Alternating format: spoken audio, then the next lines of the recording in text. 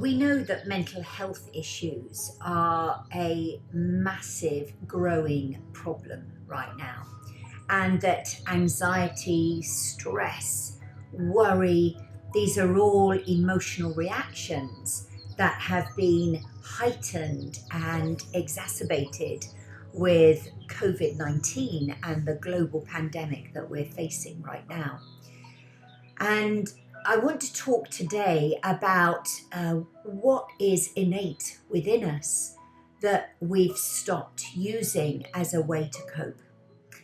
And if you look at a little child in a supermarket that hasn't been given any sweets by his mum, so mum says, no, you can't have any sweets. And you can see often children going absolutely mental, shaking their fists, screaming, going bright red, stamping their feet. And then within just a few minutes, they suddenly look really calm and they're fine. And this also happens in the animal kingdom, that if a gazelle has been chased by a lion and it's escaped, if you were to observe the gazelle, it would start to shake. And that shaking is called a neurogenic tremor, because it's the mammal's way of releasing cortisol and adrenaline that it needed to run fast from the lion, but it doesn't need it anymore, because if it kind of carries it, then it won't be able to enjoy munching on the grass or whatever gazelles kind of eat. So this is something that we do when we're babies. So if you think about a beautiful little newborn, and a little baby will cry when it's hungry, or it will gurgle when it's happy. And as we grow up, we've stopped being able to, or stopped ourselves from expressing the truth of how we really feel. So if you upset me, rather than me say, oh, I feel upset, what you said really upset me, and allowing me to process that, I don't say anything at all, and I just push it down.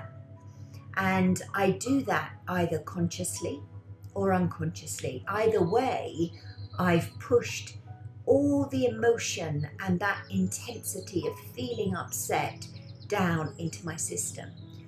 And over the years, this is what many of us do. Many of us, we build up this layer after layer of unprocessed negative emotion that creates almost like a volcano that can erupt at any moment. So if we've built up lots and lots of anxiety and fear, and then something like COVID comes along, it's just the final bit that triggers us, and suddenly we explode with this massive feeling of overwhelm. And what I'd like to ask you to consider is a way of releasing your own negative emotions, not just in the moment, but just on a daily basis, in the same way that you go for a walk in nature, or you'd go to the gym or go on a bike ride to keep yourself physically fit. The ability to release your suppressed, buried, unprocessed negative emotions will give you such a great feeling of calm and bliss. And so I created a kind of way of releasing that I use in my breathing space albums. So I don't know whether or not you're practicing breathing space. You might not have practiced it before. But what it is it's a mechanism, it's a technique for just getting out that unprocessed emotion. So what you do is you imagine you've got an imaginary punching ball in front of you. You take a deep breath in, and as you exhale through the mouth, you imagine pummeling that boxing ball really, really fast. And then as you pummel faster and faster, and you're breathing out when you're releasing, you'll notice that your head starts to move and your jaw It looks crazy, I know. And if the neighbours don't mind, it's also great if you can actually make a sound like ah! So it's a bit mad.